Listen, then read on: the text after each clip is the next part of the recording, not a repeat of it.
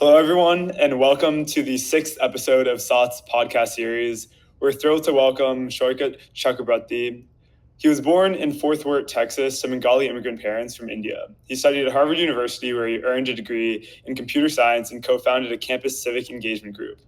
After a successful stint in Silicon Valley as a tech entrepreneur, he pivoted towards political activism, becoming a key architect of the progressive movement within the Democratic Party. As a founding engineer of the financial technology company Stripe and later co-founder of Brand New Congress and Justice Democrats, Chakrabarti helped recruit and elect a new generation of political leaders, including Rep. Alexandria Ocasio-Cortez. He served as her chief of staff in Congress, where he advanced bold progressive policies like the Green New Deal. Now, Saikat is running for Congress in California's 11th Congressional District, San Francisco, in a historic campaign to unseat longtime incumbent Nancy Pelosi. A visionary strategist, he remains a powerful voice for political reform, climate action, and grassroots empowerment. Thank you, Saikat, for joining us. We're excited to hear from you today. Yeah, thanks for having me on.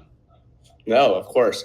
I think the first question that we have really aligns with kind of our South Asian mission. Obviously, the fact that you're South Asian. A lot of people who want to get into public service and a lot of students just face a lot of cultural expectations from their parents and overall cultural expectations from the communities that we have here. You're somebody who has clearly been able to navigate that so well. So we wanted to just ask you, have you ever faced that tension between the cultural expectations, your political career, and how did you navigate that with your path into public service?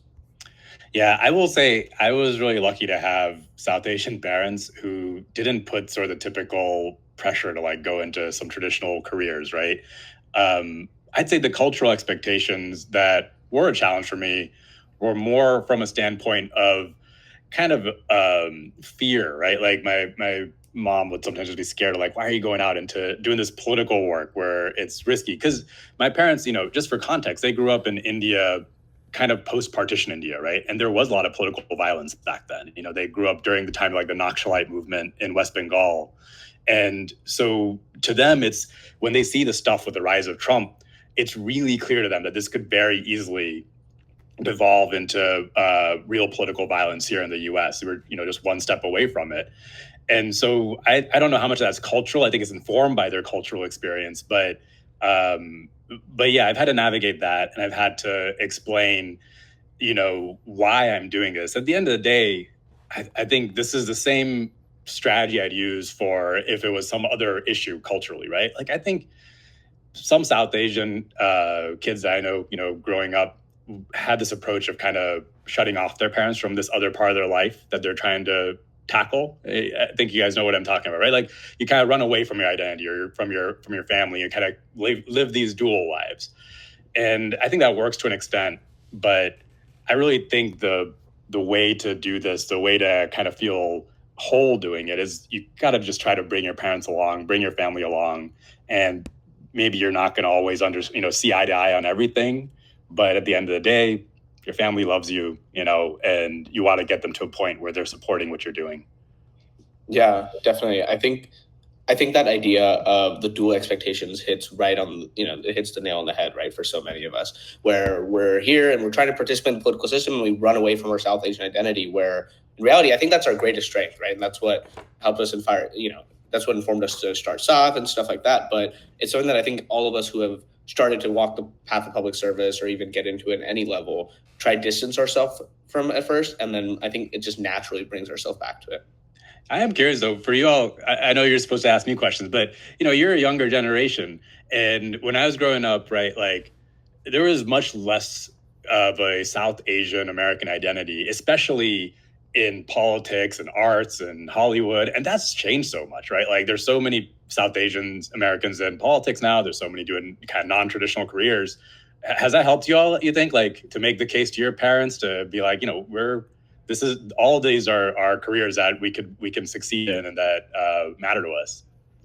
Yeah, 100%. So weirdly enough, Mindy Kaling and her, I have two older sisters, and my mom watched all of her shows with my sisters, and it's just her kind of paving that path within entertainment, also within being more bold and kind of out there and talking about things, and not as socially conservative and the way of not talking about boys and stuff like that. I think she kind of paved that path in terms of getting our parents to know that like when we're here, we're also like getting into like more American culture, and we're kind of like assimilating in the ways of like, you know, not becoming like as traditional. And I think my mom really pushed like my sisters to kind of like go into the arts and like learn more of that creative side. So 100%, I think, especially within politics, like having these like figures that are like super like respectable, like Ro Khanna or like Pramila Jayapal, right, take the main stage, has really helped us.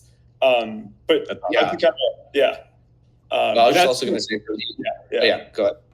I was going to say for me, a big moment was when we watched like Dev Patel's Lion in middle school. And that was like, really, that was the first time I've seen a South Asian being taught in class. So I think there has been a shift in recent times that's helped us understand these sorts of things. Yeah, that's awesome. I mean, when I grew up, the only South Asian I remember seeing on screen, you guys won't even remember this, but it was this movie called ABCD. It was American Born Confused Desi.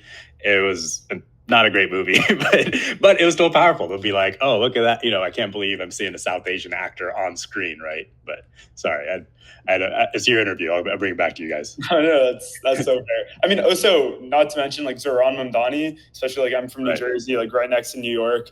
And like he's going to change the game completely, I think, for South Asians, right? Like having someone like who might be New York City mayor, hopefully, in our opinion, but like having him kind of come to the main stage is awesome, and like shows that, you know, you can be like, we're a political force in this country, especially like, you know, in like Queens and like the Jackson Heights area. Like that really changed like, you know, the vote for him, which is awesome. But now kind of you're gonna have your parents calling you, being like, "Hey, why aren't you married yet? Like, he's only 33, right? When that's coming along."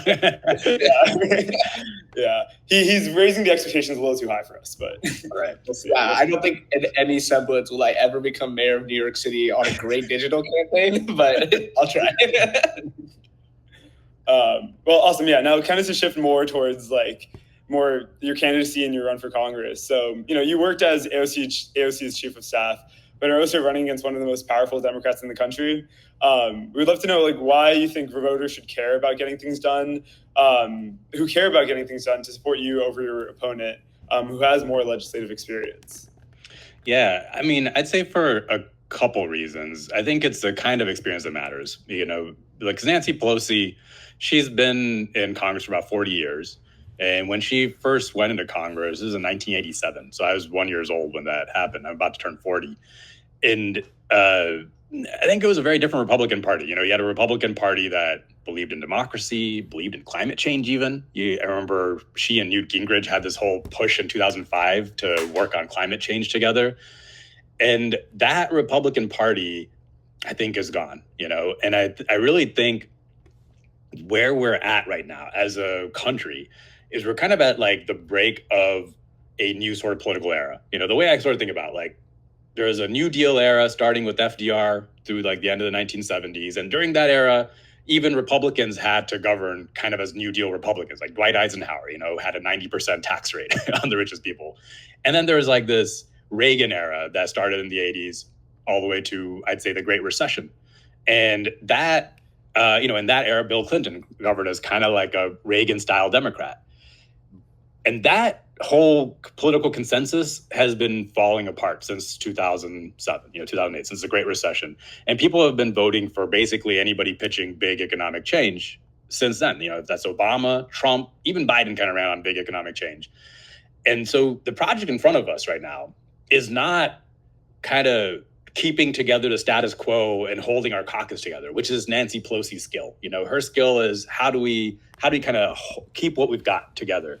I think the project in front of us is what are the new ideas to define the new, you know, the next 20, 30, 40 years of politics? How do you fix these actual problems that people are facing and have been facing for decades, right? New ideas are not going to come from Nancy Pelosi, right? I think we need a whole new generation of leaders, and I'm trying to recruit people to run all around the country. That's not what Nancy Pelosi is going to do. You know, she's kind of a keeper of this old guard. But the other piece I'd say is, I think, you know, she's, you know, clearly very skilled at sort of whipping votes when it comes to trying to get the caucus to push for something that's like the Democratic priority. I'd say the place where my experience is, I've got experience trying to get new ideas to actually turn into real legislation. You know, when we did the Green New Deal, the Green New Deal was really a political strategy. The way our whole goal there was in this moment, this was in 2019, the whole conversation around climate change was sort of between these two camps that were pitching either let's stop fossil fuel infrastructure or let's put a price on carbon. And we're saying neither of those are actually sufficient to tackle climate change. We actually have to build the clean energy economy. We have to do industrial policy. We have to invest, in a way that we haven't invested since FDR basically did to build the war economy during World War II. And we've got to do things at a way bigger scale. Like we had to 10x the ambition on climate. Just for context, the biggest climate plan in 2018 was Bernie's presidential plan from 2016, which was like, get to 80% emissions reductions by 2050 by passing carbon taxes. Not big enough. And so the whole goal with the Green New Deal was, AOC came in, she did a sit-in in Nancy Pelosi's office on her first day in Congress, created some controversy, used that to push this idea, which happened in the middle of the Democratic presidential primaries, which forced all the people running for president to respond with bigger plans, right? Even Joe Biden responded with Build Back Better, which was the moderate plan, but way bigger than anything anyone had pitched before. And that turned into the Inflation Reduction Act, which actually passed. And that was, I don't think, big enough, but it was the biggest investment in climate change in history. So that's the kind of big stuff that I think we actually have to break through in right now. And I don't think Nancy Pelosi is the person who's going to pitch new big ideas that are, fighting against the existing special interests are holding us back. But that's unfortunately where we're at. Yeah, I mean, we appreciate the answer, but I think it's also just like you're kind of ushering in what I want to talk about maybe a bit later, kind of get into that. But like we need a new era of politics. And I heard you on the Abundance and the Left podcast with Ezra Klein. I'm a huge fan of the book, not to kind of tap into the political climate, but I really kind of geeked out hearing you talk about this, where it's like, in after post-war, we did a lot of industrialization. We created highways and stuff where we did too much that now we had to over-regulate to kind of compensate for all the damage that we did there. And I think Biden had an industrial policy that wanted to push through the IRA to actually get the government to subsidize the private sector to build and do a lot of things with industry, but it's obviously not enough. And I think you're kind of hinting at that we need this broad change. I'm going to save that for a bit later, but thank you for bringing it up. It gets me really excited. I mean, obviously what Nancy Pelosi and the Democrats are doing has not worked. I mean, this is why we have Trump. But yeah, well, thanks for the answer. Yeah, I think kind of on that similar vein, your campaign is clearly doing something that is new and radical in a way that a lot of people who are establishment or moderate just look at as, a passing by thing. But what has really happened over the past few years is moderates and the Democratic establishment has lost South Asian youth. And they're losing them at a really rapid rate, to be honest with you. That's part of the founding of SAATH, part of our big mission here, is to kind of re-bring South Asian youth who have been lost or who have been persuaded by right-wing narratives. So, obviously keeping this in mind, specifically with South Asian men or South Asian youth in general, how's your campaign keeping this in mind when creating policy, when creating content? And, if you could give a message to those South Asian youth who have shifted to the right over the past few years, what would it be? Well, I think for a lot of South Asian youth, what I'm seeing is they're kind of they're moving to the right for the same reason that youth in general sort of are, right? And I think it's just, you're looking at this future that's starting to look smaller and smaller and bleaker, and there's not any real answers being presented. When you look at things like disruption from artificial intelligence, climate disasters, the shrinking of available jobs, that are coming out. It's this actually hitting, especially men and South Asian men hardest, where there's all these men who are graduating with college degrees who are starting to have higher and higher rates of unemployment. And I think youth are seeing that problem, and then they see the adults in the room who have been failing for decades, like the adults in the room who got it wrong on Iraq, they got it wrong on the Great Recession, they got it wrong oftentimes on COVID, right? They're not actually they're not talking about those problems. They're not actually presenting any answers to those problems.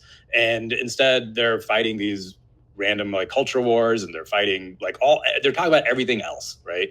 And so I think a lot of people, a lot of youth, I'd say, voted for Trump, not because Trump was pitching an answer, but just because Trump was talking about ripping off the Band-Aid in a way, right? He sort of embodied change. Now, Now that Trump's in power, I'd say he's not doing it. He's not actually fixing the economy. He seems focused on all the culture wars and not actually trying to fix the economy. And my message is like, it's not going to be the silver bullets easy answer. We're not just going to be able to slap on some tariffs and make a whole new economy that has opportunity for people coming out of college or even people who not come out of college, right? We actually have to do the hard work of building new industries. And it's not going to just be like Silicon Valley that's going to be able to do it, right? Like we actually have to do the kind of process we've done all throughout our history when we did create these huge new industries of having the public sector take an active role of investing, deciding, doing some sort of planning for this future. And that's going to be even more important with, disruptions from AI coming down the pipeline. And we've got to be real about that, right? So, yeah, I don't think, I don't know, my view on, you tell me if I'm wrong, but my view on it is, I feel like that is ultimately, what's driving a lot of youth and South Asian youth to vote for Trump in this case. But I think it would be for anybody who seems like the anti-establishment, change the status quo candidate. I mean, we agree, and that makes complete sense for us in terms of like Trump is just anti-establishment. Like what's happening right now is wrong, and I think people can look to the corruption in modern day politics, just with like super PACs and corporate money flooding in, and they know something's wrong, but they think that it's the Democrats that are also upholding the system. Yeah, that's actually a great point. So I not talk about because I talk about the economic system being rigged, but the other big part is the political system being rigged. Right, it's all part and parcel of the same thing, but I feel like you'd see it more than anything of just how money has corrupted our entire political system. And then they don't see Democrats really talking against it. Trump obviously is corrupted by the same money. He's worse, if anything, but he talked about going and draining the swamp, right? He talked about dismantling this rigged deep state and political system. And I think that really spoke to people. Yeah, for sure. I think it's just, people think the Democrats are the same old policies, that Democrats and Republicans are almost one. And I think obviously Republicans right now are really shifting to an insane, right-wing stance. But I think there is a lot of truth to the fact that Democrats and Republicans kind of have that same corporatist, consolidated mindset. But yeah, kind of moving in, you brought up AI, and I would love to talk about this in terms of the fact that we have Sam Altman go to Congress and say, we need you guys to regulate us. And then also kind of into what you're saying, that right now is times are just so uncertain. We just graduated, but a lot of our friends, people who are still in college, they don't know how AI is going to impact them, what future they're going to have, if they're going to have a job post-grad, especially, if you're in Silicon Valley, tech jobs have just been completely depleted. So we would love to know, how will you address AI and the potential impacts that will have on the job market and American industry? Yeah, I mean, I'd say first off, I really think the way AI is advancing right now, our government's really just doing this abdication of responsibility approach. And part of the problem here is we don't have that many people in Congress who understand this stuff. If I'm elected, I think I'd be the only programmer who's ever worked in Congress, right? I actually know how LLMs work. I actually know how this technology works. And I have a sense of where it will be disruptive first and where it won't, right? The larger answer, because it's not a simple answer, I think given where AI is at right now, yes, we do need to do regulation around things like AI making decisions on health insurance claims, right? Which is something more and more companies are trying to do. They're abusing this technology, and I don't think that should happen. I think we're seeing more and more AI being used to make employment decisions, and it's very frustrating for people applying to jobs who never even talk to somebody, right? And I don't think AI is at a place where it should be making decisions like that. We should regulate that. But in the long run, I think when we're talking about AI disrupting industries wholesale, the way to respond to that is actually trying to figure out how to transition society, right? And that's the job of government. That's a job that government used to do that we've sort of given up on entirely. So that means things like, what are the industries we are going to build? Where are the places we are going to create opportunities for people, right? And it's not just throw up some retraining programs and let people fend for themselves. We actually have to invest to create those new economies or those new industries. And because otherwise it's just going to be this chaotic thing where people are just going to lose jobs and Sam Altman's essentially deciding our future, and I don't think that's how we should do it. But I think there's these gradations. There's one gradation where AI leads to a lot of job loss in certain sectors, and we need to be able to handle that by figuring out the sectors where people can work and have a dignified job. And I think part of this, it depends on the kinds of ways AI is being introduced. I do think workers should have a bit more say in how automation gets introduced into their workplace. This is something where when you look at automation in car manufacturing, it's not an exact parallel, but when you look at automation in car manufacturing in Germany, Germany has a much more automated car manufacturing sector than America. And the result of it isn't that they employ fewer people. They actually employ the same number of people, despite having a much lower population, and they make twice as many cars and their workers make twice as much money, right? That's how you'd hope AI gets introduced. And part of the reason they're able to do that is the labor sector in Germany is part of their industrial planning. These car manufacturers, labor sits on the board along with the CEOs and government, right? So they do this sort of planning for these sort of technologies. That's sort of the level of thinking we need to be thinking at. And, at the case where AI actually takes off and, we start seeing massive job loss everywhere, well, then we should be talking about fully automated, luxury communism, essentially, right? We should be talking about how do we actually create a society where everybody can get everything they need without having to work. And that's radical sounding now, but we should be thinking about what do we do when that happens, right? Like we should be making plans for it. Yeah. I think I 100% agree, right? We need people in Congress who are forward thinking. But also I think the point that you made about you being the first and only programmer to ever be in Congress, during this age of AI is a very important skill set, but just somebody who knows what's going on, right? I think a lot of people in Congress aren't scientists, but they're making big decisions on science. They're not immigration lawyers, but they're making huge decisions on immigration, right? Sorry, go ahead. No, go ahead. Well, I was going to say, and one result of this is that when you get the tech CEOs in front of your Congress people to do these hearings, right? The tech CEOs just wipe the floor with them. Like they just say whatever they want, and the people sitting there asking them questions have no idea if what they're saying makes any sense or not. Like I remember watching Mark Zuckerberg doing the Senate hearings. Do you guys remember that? Where there's literally senators asking him like, I got locked out of my Facebook. What do I do about it? It was embarrassing. It was embarrassing. And we need people in there who can hold the CEOs to their feet to the fire and actually understand what they're saying and call them out when they're bullshitting. Yeah. I always think of the one interview with the TikTok CEO. I think it was Mike Collins in Georgia, who was like, if you're connected to the Wi-Fi on your phone and you're connected with Wi-Fi on TikTok, is TikTok going to use my Wi-Fi? And he was like, what? And so we just have such a, there's such a disconnect between what's really going on and the people representing us, right? Right. Especially when it comes to tech. I think that TikTok Senate hearing might have been one of the worst things I've seen ever. Yeah.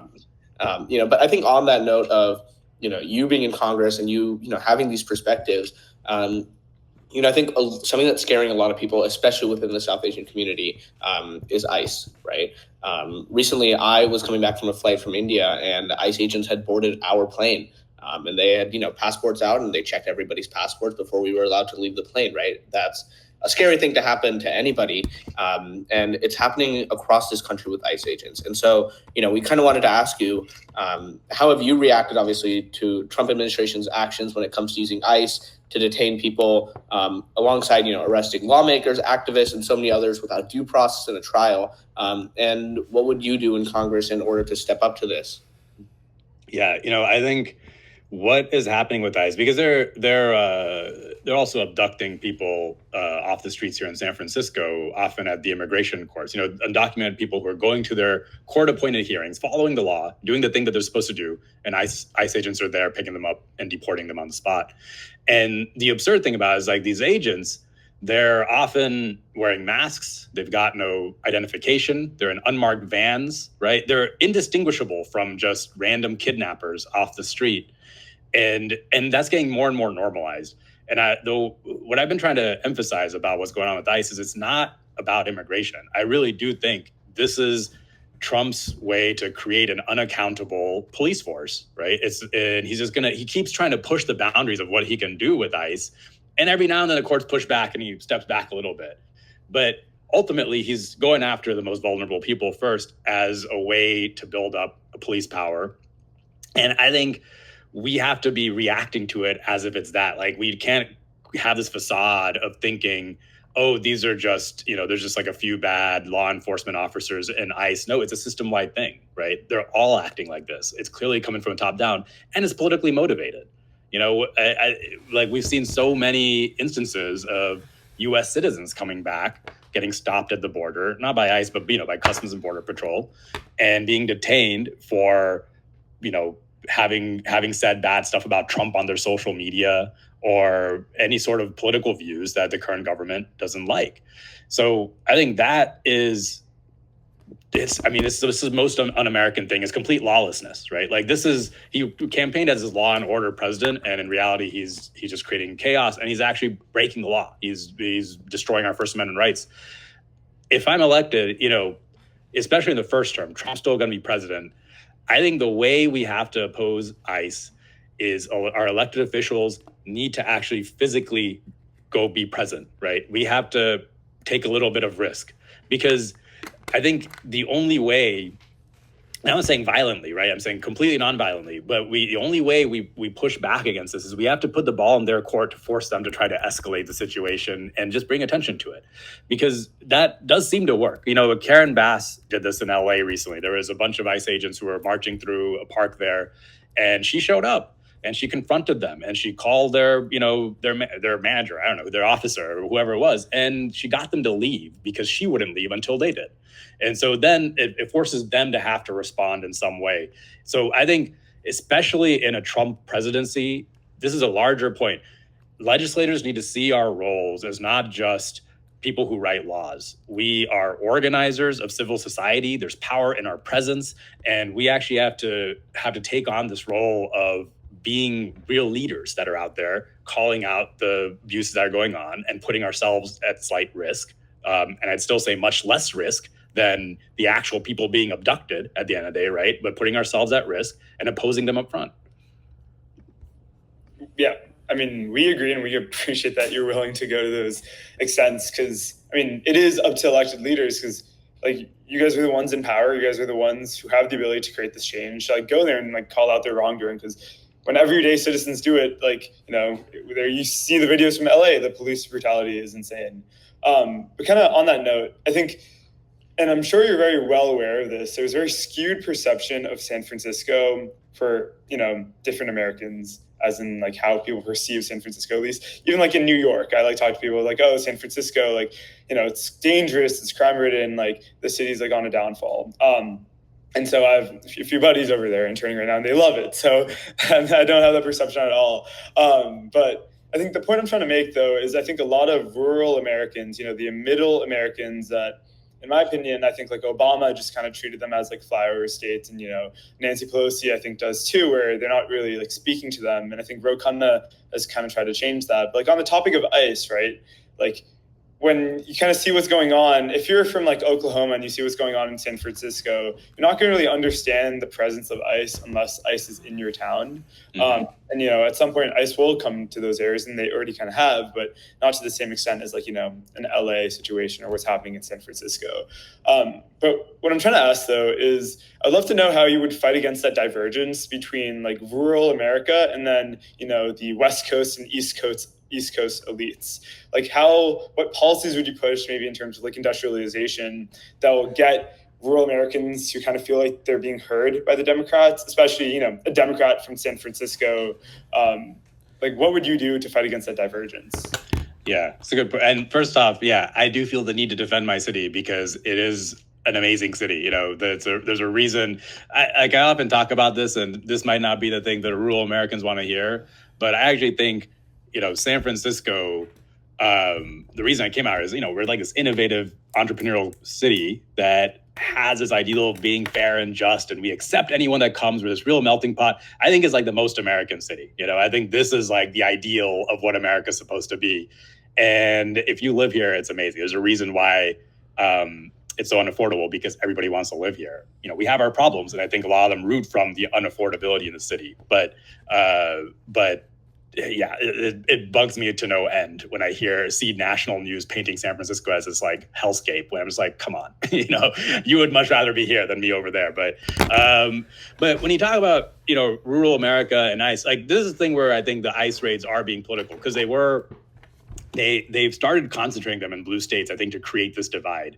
Because I lived in Tennessee for a little while, and when I was doing Justice Democrats, and I remember during that time there was a ICE raid at a meatpacking plant in Morristown, Tennessee, which is a small town east of Knoxville, and I had never seen that whole town flipped on a dime from being kind of anti-immigrant to being so pro-immigrant. Like everyone came out to support the kids because it's their neighbors. It's everybody that, like people think of undocumented immigrants as like these other people, but they're our neighbors, right? And they're people that are in our community. They're working with us. Their kids go to our schools. And I would emphasize that story, not in San Francisco, but that story in Morristown. And I'm sure it's happened in Oklahoma or in Kansas, right? Because that's where a lot of the job opportunities for undocumented immigrants currently are. And I would advertise those, right? Like I would try to paint those stories.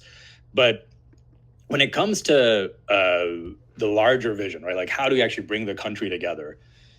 A lot of what I'm talking about when I talk about reindustrializing the country is really stuff that is more for like quote unquote middle America. I don't think San Francisco is going to be the place where we build a bunch of car manufacturing plants and solar panel manufacturing plants and battery plants. But that is the stuff we got to build all across the country, because what I think has happened in a big part of the country, when you talk about the Rust Belt or deindustrialized Midwest or in a lot of parts of the South, is there were these towns that were sort of thriving and going up and up and up. And then all of a sudden, these factories and these sources of wealth for those towns just fled, and it got replaced by like a Walmart, and so you used to be able to get a job right out of college, right out of high school, making like $30-$40 an hour in current day dollars. And that got replaced by like a minimum wage $7 an hour job. Right. And I think we've got to rebuild that economy where it's not that the only way to make money is you got to move to somewhere like New York or San Francisco. We got to build that economy where people are. And we have to. I think that's just the way you build a broad-based, manufacturing-based industrial economy. And that's totally possible to do. But it's only possible to do if you do a massive investment program nationally, if you have real plans for the kinds of stuff you're going to invest in.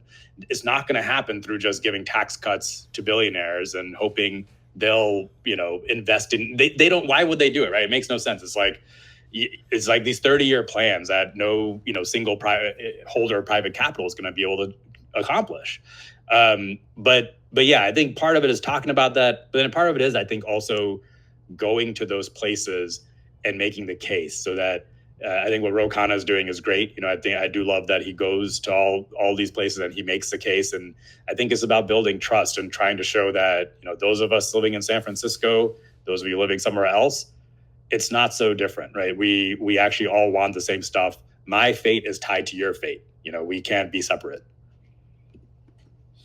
Yeah, definitely. And I think one of the best ways that Democrat politicians should start connecting with, these rural areas is through healthcare, right?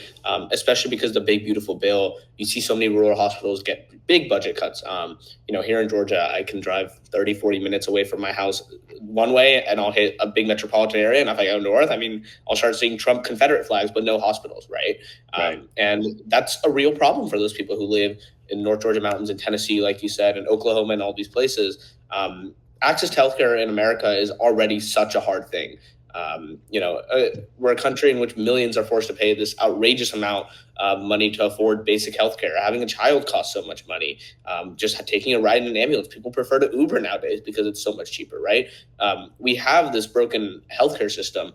And I think that speaks to a lot of young people who have suffered at the hands of this a lot of times. So, kind of this question that we have is, what are the reforms or alternative systems that you may support or that you are thinking about these days to help the average person who's navigating, for lack of a better word, this hellish system? It is such a huge opportunity right now for Democrats to go talk to folks, especially folks in rural communities where hospitals are going to get shut down. And one thing I sort of worry about is the way. I'll answer a question about what the system should be, but one thing I really worry about is that the way Democratic politics tends to work is Democrats always focus on these purple seats and these purple districts, and they just assume that there's no way to win like this whole other swath of the country. And the problem with that focus is like it's getting narrower and narrower and narrower, right? Like if we look at the way the demographics are changing, California and New York are losing population, Texas and Florida are gaining.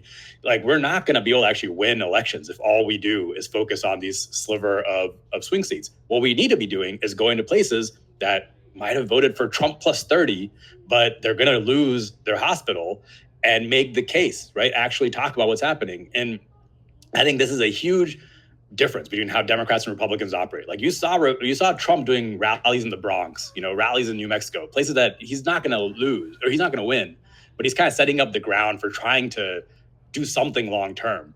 Whereas Democrats don't show up. I remember when I was living in Tennessee, I talked to this guy who was a cotton farmer in near Memphis, and he was telling, I was asking him, I was like, what makes you vote Republican or Democrat, right? And he was like, well, the Republican guy shows up and rides my or my tractor around the cotton farm, right? And I've never seen a Democrat here. So it's a self-fulfilling cycle of you don't show up, so you keep losing bigger, and so then you assume you can't win, so you don't show up, right? And so right now, I think like with the hospitals being shut down, with the system collapsing in on itself, I think we have to make the case for a universal Medicare for all style system. I think is like the prime opportunity because everybody sort of realizes this old system was also crap, right? Like they know that this kind of like with Medicaid, it was a floor, but there's all these income requirements. You can lose coverage if you just make a little bit too much money, right? Working with the private health insurance companies, the costs are skyrocketing. It's a system that's collapsing in on itself. And I think we just have to say, like, look, Trump is cutting all this and getting us rock bottom. We could build something way better than what we had. We shouldn't, I think, just make the case for bringing back what we had before. And there's no reason we can't do it. Every developed nation has it. Half the low-income countries in the world have it. Why can't America have a healthcare system where anybody can just go to the doctor and it's as easy as going to like a corner store? Because that's what it's like in other countries. Yeah, for sure. And I think it's just the idea that like the basic goods that we need, I mean, housing, like healthcare, going to school and paying for your tuition, they're just all way too expensive.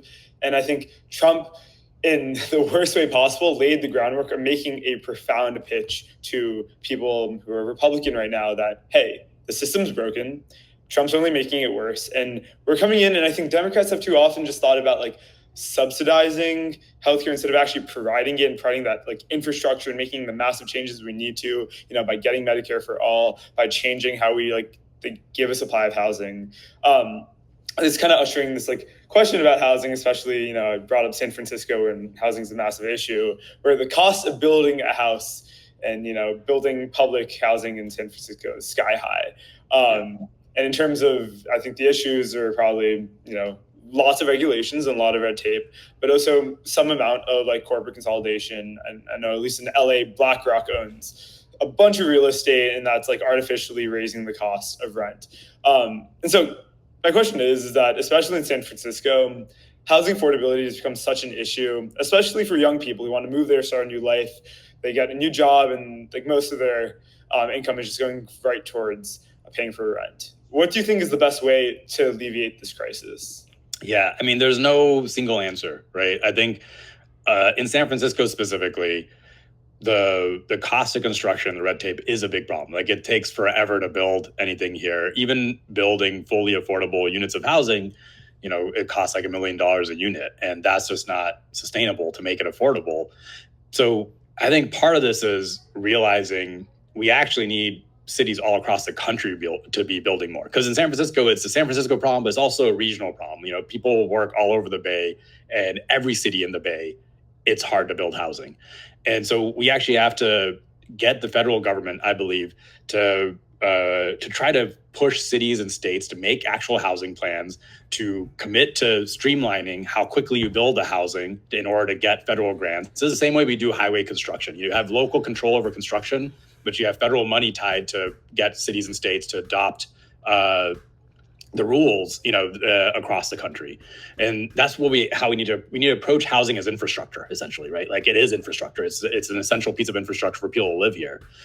But beyond just the streamlining, I don't actually think that's going to be enough. I think if you look at affordable cities across the world, it's really hard to find examples of cities that don't have a strong social housing component, where there's a lot of direct publicly built housing, which currently in America is illegal. The federal government cannot build public housing. We have something called the Faircloth Amendment. So we should repeal that. We should actually make it possible to build housing directly. I think we should have public sources of investment and financing so that when interest rates go up, that doesn't mean all housing construction stops. Because the way our whole housing system is set up right now is it's cyclical, right? Like when there's a bunch of demand, economy's going good, we suddenly do a bunch of construction, and then that construction finishes like a few years after, and then when there's a slump, it all stops, right? But we actually need to keep building housing to plan for the next bump that's going to happen, because it always happens. So we actually have to make plans of housing we got to build. We got to streamline construction so it's faster, and then we have to finance it and make sure it actually gets built so it's not just dependent on private markets to get it done. Yeah, I think all three of those make complete sense and are like a strong framework to get it done. I think one question I have going off of this, though, is like, how do you see that process happening in a democratic way? I mean, San Francisco, along with other, in very great way, along with other blue cities, has a massive activist culture, right? I'm sure, like, if you build public housing, there's going to be, some at least NIMBYism, but also like, hey, like it might be bad for the environment, or you need to like make sure that it's like not like hurting the air quality of the area. And so I'd love to know, where do you think that balance can happen in terms of building, this infrastructure we need, but building it in terms of making sure it's happening in democratic ways where, there's public comments and like, that you go through you do your due diligence before you build. Yeah. I actually argue that our current system of being democratic is not all that democratic. We do these public hearings and public comments, but it's really a very small segment of society that gets to come to those and give comment, right? And most people don't know what's going on. I'd say the more democratic way to do it would be to actually pitch the larger plan to the entire voter, to the entire electorate, And that's also the way that I think you can get past opposition, because when you do talk about just building like one unit, one parcel of housing, then everyone knows that one, building going up is not going to reduce rents. It's not going to really do a whole lot. It's a few hundred units. So everyone's incentivized to oppose it because you're just seeing the downsides of it. Whereas if you're pitching a big plan to build enough units of housing and affordable housing that costs actually would go down for everybody, and yes, some people would have to sacrifice a little on their view, I think you're more willing to make that trade-off. The example I think of, I actually just thought of this, was the interstate highway system was kind of worked this way. When they first pitched it, when they were going to build the interstate highway system, there was so much opposition from every state, because every state didn't want to deal with the construction. They didn't want, they didn't think it was worth it. And I think the transportation department actually released like a map of the full system and used that as a way to get public buy-in to the whole project, right? And that was bigger than sort of the smaller opposition from each locality. I think that's sort of the way you treat housing, right? Pitch the whole vision, pitch what could be possible, and then make all the tools available to actually make it possible. Because that's the other part. If people don't believe it's possible to build this stuff, we need way more tools in our tool chest to make it happen. Yeah, I mean, definitely. And I think that, there's just, I think, a lack of housing everywhere that we look at. It's San Francisco, it's here in Georgia, it's New York City, everywhere. People are just scared about, what the future brings. I know prices here in Georgia, you drive past, you can start seeing houses for $800K, and that's unimaginable right. For people who are, making $40K, $50K, or $60K a year. That's just, so hard to afford. Obviously we want to thank you for your time. And so for our last question, this is kind of something that we do for everybody. We just want to ask you, what's your favorite piece of South Asian media? For example, like we had Rep. Jayapal who said Lagan. Actually, I think everybody has said Lagan. So if you have something besides Lagan, let us know. Oh, man. My favorite piece of South Asian media. I got to dig deep. This is probably not the most political answer, but I watched Bazigar so many times growing up. I don't know why. That movie was just like stuck with me for a long time. It was like Shah Rukh Khan, one of his like breakout roles, and he was awesome in it. Yeah. No, I know. At least you said something different than Lagan. I think everybody has said Lagan, so we got a little bit of a change here. So obviously, we just wanted to thank you for coming on to our podcast today, and that's a wrap on today's conversation with the incredible Saikat Chakrabarti. Thank you so much for reminding us why South Asians belong at every table where decisions are made. And if this episode got you fired up and ready to take political action, share it with your community, your family WhatsApp group, or your neighborhood auntie. Everyone you can, please share this with. Use your voice, and remember, you always have the power to create change. Join SAATH.